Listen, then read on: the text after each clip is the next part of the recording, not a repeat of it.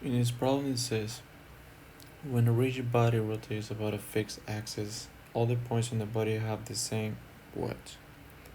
So in a rigid body, each point will have the same circular motion. It will perform the same circular motion with the same angular velocity.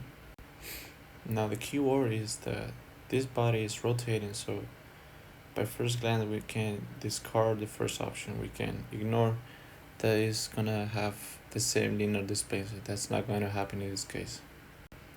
In regards with the tangential acceleration, which has a formula of angular acceleration times radius, whenever we are far from the axis or next to the axis, the tangential acceleration is going to be different. It's not going to be the same in all the points.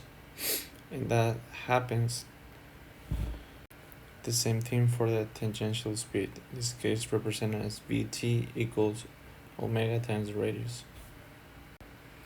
Now similarly, the centripetal acceleration shown as v squared over r, or omega times r squared divided by r, or also omega squared by r, whenever it is far from the axis, the centripetal acceleration is going to be much bigger. So that means that our answer is going to be letter B. When a rigid body rotates about a fixed axis, all the points in the body will have the same angular acceleration. And this is represented as alpha.